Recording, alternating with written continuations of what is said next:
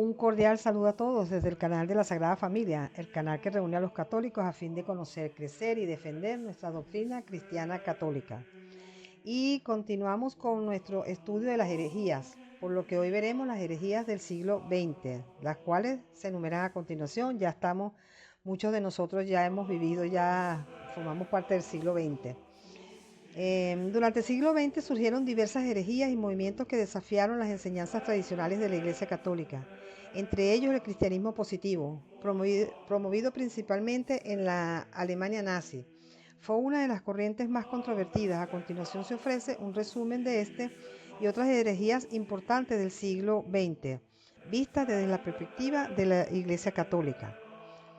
El cristianismo positivo fue una ideología religiosa promovida por el régimen nazi con el objetivo de adaptar el cristianismo a la ideología nacional socialista.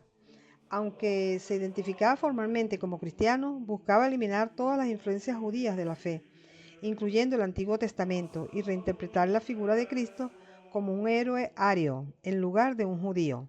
Se presentaba como una versión purificada del cristianismo, adaptada a los intereses racistas y nacionalistas del nazismo. Desde la perspectiva católica, el cristianismo positivo fue considerado una grave herejía por las siguientes razones. Rechazo de la divinidad de Cristo, al reinterpretar a Jesús como un líder ario y no como hijo de Dios. Se negaba un principio fundamental del cristianismo. Eliminación de la tradición bíblica. Al rechazar el Antiguo Testamento y otras partes de la Escritura, el cristianismo positivo quebrantaba la unidad esencial de la Biblia, que en la Iglesia Católica defiende como la revelación divina. La manipulación política de la fe. La Iglesia veía este movimiento como una instrumentalización política de la religión, en lugar de una expresión auténtica de fe, lo que lo convertía en una herejía grave. Otras herejías, además, en el siglo XX, tenemos que, además del cristianismo positivo, fue testigo de otras corrientes heréticas también que se enfrentaron a las enseñanzas de la Iglesia Católica. Y algunas de ellas son el modernismo, en la cual ya hablamos en el siglo XIX, porque esto vino desde el siglo XIX, fue una de las principales herejías que afectó a la Iglesia Católica a comienzos del siglo XX. Se trataba de un intento de adaptar la doctrina cristiana a las nuevas corrientes filosóficas y científicas de la época. Los modernistas argumentaban que las creencias religiosas debían evolucionar con el tiempo y que las doctrinas tradicionales debían reinterpretarse a la luz de la razón y la ciencia moderna. La Iglesia condenó el modernismo en el pontificado de Pío X a través de la encíclica Pascendi, calificándolo como una amenaza para la fe tradicional. Ya esto lo hemos tocado en varias ocasiones acá en el canal. Luego tenemos también la teología de la liberación, surgida en América Latina en la década de 1960.